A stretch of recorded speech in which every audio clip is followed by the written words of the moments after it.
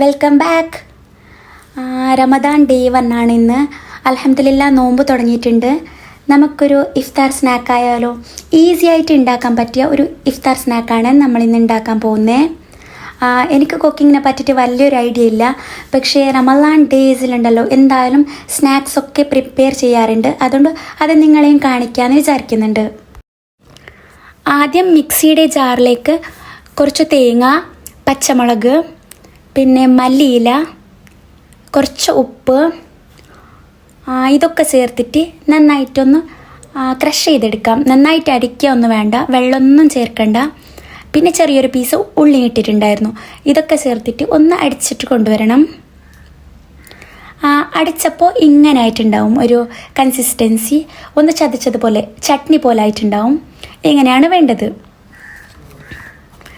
ഇനി ഉണ്ടല്ലോ ഒരു ബൗളിലേക്ക് കുറച്ച് കടലമാവും, പിന്നെ അതേ അളവിൽ മൈദാമാവും. കടലമാവും മൈദാമാവും രണ്ടും മിക്സ് ചെയ്തിട്ടാണ് ഉണ്ടാക്കുന്നത്.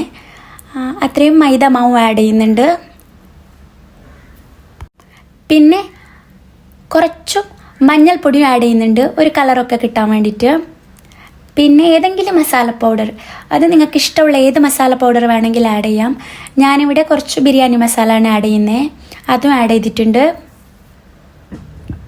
പിന്നെ ഉണ്ടല്ലോ കുറച്ച് മുളക് പൊടി. കാശ്മീരി മുളക് പൊടിയാണെങ്കിൽ കുറച്ച് അധികം എടുക്കാം, എരിവുള്ളതാണെങ്കിൽ കുറച്ചിട്ടെടുത്താൽ മതി. ഞാനിവിടെ കാശ്മീരി റെഡ് ചില്ലി പൗഡറാണ് എടുക്കുന്നത്, അതുകൊണ്ട് കുറച്ചധികം എടുക്കുന്നുണ്ട്. ഓവറായാൽ പിന്നെയും കൂടുതൽ സ്പൈസി ആവും, അതുകൊണ്ട് കുറച്ച് കുറവാണ് എടുക്കുന്നത്. പിന്നെ കുറച്ച് ആവശ്യത്തിന് ഉപ്പും ചേർത്തെടുക്കുക. പിന്നെ വെള്ളം ഒഴിച്ചിട്ട് ഒന്ന് തിക്കായിട്ട് മിക്സ് ചെയ്തെടുക്കുക.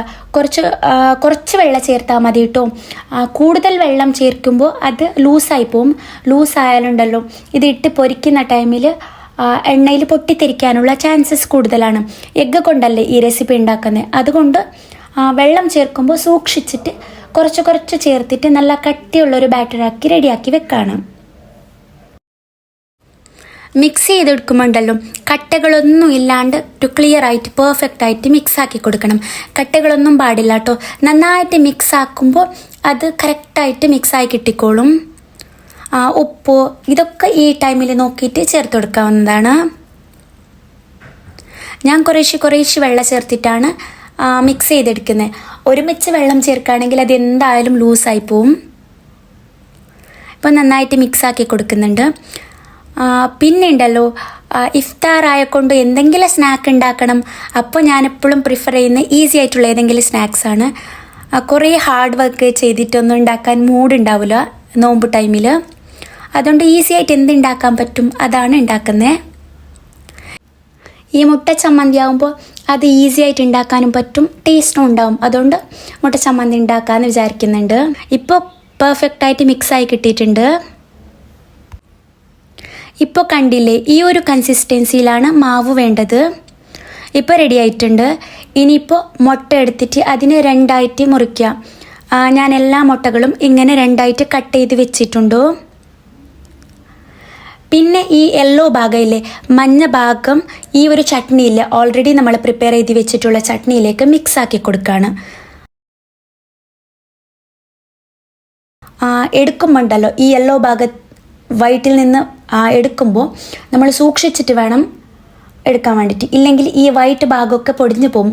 വൈറ്റ് ഭാഗം പൊടിഞ്ഞു പോവുകയാണെങ്കിൽ നമുക്ക് ഫ്രൈ ചെയ്യാനൊക്കെ ബുദ്ധിമുട്ടാണ്. അതുകൊണ്ട് യെല്ലോ ഭാഗം എടുക്കുമ്പോൾ സൂക്ഷിച്ചിട്ട് വേണം എടുക്കാൻ. സ്പൂണിൻ്റെ ബാക്കിലോ അങ്ങനെ എങ്ങനെയെങ്കിലും വെച്ചിട്ട് നിങ്ങൾക്ക് എങ്ങനെയാണോ ഈസി ആവുന്നത് അങ്ങനെ എടുത്ത് മാറ്റാവുന്നതാണ്.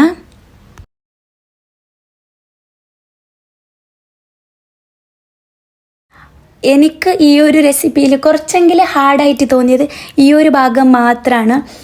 യെല്ലോ അതിൽ നിന്ന് മാറ്റുന്നതാണ് കുറച്ച് ബുദ്ധിമുട്ടായിട്ട് തോന്നിയത്. വേറെ ഒരു ബുദ്ധിമുട്ടുമില്ല, എല്ലാം ഈസിയാണ്. ഇത് കുറച്ച് സൂക്ഷിച്ചിട്ട് ചെയ്യണം, അത് മാത്രമേ ഉള്ളൂ. അങ്ങനെ എല്ലാം മാറ്റിയെടുക്കുന്നുണ്ട്. ഓരോന്നായിട്ട് എല്ലാത്തിനും യെല്ലോ ഭാഗം എടുക്കുന്നുണ്ട്.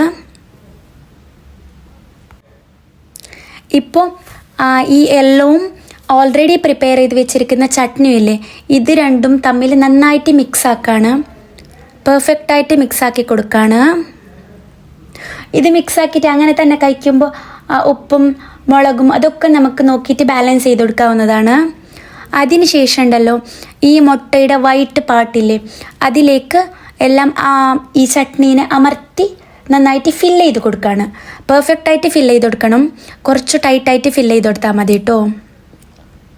ഇല്ലെങ്കിൽ നമ്മൾ ഓയിലിട്ട് ഫ്രൈ ചെയ്യുന്ന ടൈമിൽ അത് എണ്ണയിലേക്ക് വിട്ടു പോവും. അതുകൊണ്ട് അങ്ങനെ ചെയ്യരുത്. നന്നായിട്ട് ടൈറ്റായിട്ട് ഫില്ല് ചെയ്ത് കൊടുക്കണം. ഇപ്പം ഞാൻ ഓരോന്നായിട്ട് എല്ലാ എഗ്ഗും ഇങ്ങനെ ഫില്ല് ചെയ്ത് കൊടുക്കുന്നുണ്ട്. കണ്ടില്ലേ, ഇങ്ങനെയാണ്. എളുപ്പമാണ് ഉണ്ടാക്കാൻ കേട്ടോ. ഒന്ന് ഈ ഫില്ലിംഗ് കൊണ്ടല്ലോ അമർത്തി കൊടുത്താൽ മതി, വേറൊരു പ്രശ്നമില്ല ഇതിൽ. ഈ ഒരു മുട്ട പൊരിക്കുന്നതിന് ഇത്രയും ഡീറ്റെയിൽ ആയിട്ട് പറയണോ, അല്ലെങ്കിൽ ഇതിൽ ഇത്രയും വലിയ കാര്യമുണ്ടോ എന്ന് ചോദിക്കരുത്. എനിക്ക് ഈ മുട്ട ഫ്രൈ ചെയ്തെടുക്കാൻ നല്ല പേടിയാണ്, ഓയിലിൽ പൊട്ടിത്തെറിക്കുമെന്ന് പറഞ്ഞിട്ടൊക്കെ. ഇത് ഞാൻ ആദ്യമായിട്ടാണ് പ്രിപ്പയർ ചെയ്യുന്നത്, അതുകൊണ്ടാണ് നിങ്ങളുടെ അടുത്ത് ഞാൻ ഇങ്ങനെയൊക്കെ ഡീറ്റെയിൽഡ് ആയിട്ട് പറയുന്നത്. ഇത് നോർമലി എപ്പോഴും ഫ്രൈ ചെയ്യുന്ന ആൾക്ക് ഇത് ഭയങ്കര ഈസി ആയിട്ടുള്ള കാര്യമാണ്. എന്നെ പോലത്തെ ആൾക്കാർക്ക് ഒരു ചെറിയ പേടിയൊക്കെ ഉണ്ടാവും, അതുകൊണ്ടാണ് ഇത്രയും ഡീറ്റെയിൽ ആയിട്ട് ഞാൻ പറയുന്നത്. ഇപ്പോൾ ഞാൻ എല്ലാ എഗ്സും ഇങ്ങനെ തന്നെ ഫില്ല് ചെയ്ത് കൊടുത്തിട്ടുണ്ട്. ഇങ്ങനെ തന്നെ എല്ലാ എഗ്സും ഫില്ല് ചെയ്ത് കൊടുത്തിട്ടുണ്ടോ. ഇനിയിപ്പോൾ ഓൾറെഡി പ്രിപ്പയർ ചെയ്ത് വെച്ചിരിക്കുന്ന മാവിലേക്ക് നന്നായിട്ട് മുക്കി പൊരിച്ചാൽ മതി. എല്ലായിടത്തും മാവാവണം കേട്ടോ, എവിടെയും ഗ്യാപ്പ് പാടില്ല. ഗ്യാപ്പ് ആവുകയാണെങ്കിൽ ഓയിലിടുന്ന ടൈമിൽ അത് പൊട്ടിത്തെറിക്കാനുള്ള ചാൻസസ് കൂടുതലാണ്. അതുകൊണ്ട് അങ്ങനെയൊന്നും ആവാണ്ട് എല്ലായിടത്തും മാവ് എത്തുന്ന രീതിക്ക് ഒന്ന് മുക്കി പൊരിച്ചാൽ മതി. ഒന്നും ഒരു സൈഡ് കുക്കായി വരുമ്പോൾ തിരിച്ചിട്ട് കൊടുക്കണം. ഇങ്ങനെ തിരിച്ചും മറിച്ചിട്ട് കൊടുത്തിട്ട് നന്നായിട്ട് കുക്ക് ചെയ്തെടുത്താൽ മതി. നല്ല ഹൈ ഫ്ലെയിമിലൊന്നും വെക്കരുത് കേട്ടോ, ഒരു മീഡിയം ഫ്ലെയിമിൽ വെച്ചിട്ട് ഫ്രൈ ചെയ്തെടുത്താൽ മതി. പൊരിക്കാൻ നല്ല പേടിയുള്ള ആൾക്കാരാണെങ്കിൽ ഇത് മൂടി വെച്ചിട്ടും ഫ്രൈ ചെയ്തെടുക്കാറുണ്ട്. പിന്നെ ഈ മാവ് കട്ടിയുള്ളത് കൊണ്ട് അങ്ങനെയൊന്നും പൊട്ടിത്തെറിക്കാനുള്ള യാതൊരു ചാൻസും ഇല്ല. അതുകൊണ്ട് നിങ്ങൾക്ക് ധൈര്യമായിട്ട് ഓപ്പണായി വെച്ചിട്ട് തന്നെ ഫ്രൈ ചെയ്തെടുക്കാം. എണ്ണയിൽ നിന്ന് കോരി മാറ്റിയിട്ടുണ്ട്. പെർഫെക്റ്റായിട്ട് കിട്ടിയിട്ടുണ്ട്. നിങ്ങൾ ആരെങ്കിലും ഇങ്ങനെ എഗ്ഗ് ഫ്രൈ ചെയ്യാത്തവരുണ്ടെങ്കിൽ ഒന്ന് ട്രൈ ചെയ്ത് നോക്കുക. പിന്നെ ഈ ചാനൽ സബ്സ്ക്രൈബ് ചെയ്യാതെ ആരെങ്കിലും കാണുന്നുണ്ടെങ്കിൽ ഒന്ന് സബ്സ്ക്രൈബ് ചെയ്ത് സപ്പോർട്ട് ചെയ്യണേ. ഇൻഷാ അല്ലാഹ് പുതിയൊരു വീഡിയോ ആയിട്ട് എന്തായാലും വീണ്ടും വരാം. അതുവരേക്കും ടാറ്റ, ബൈ ബൈ.